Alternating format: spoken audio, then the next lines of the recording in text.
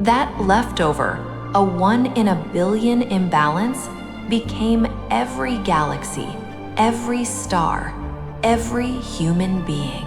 For the first 380,000 years, the universe was too hot for atoms to exist.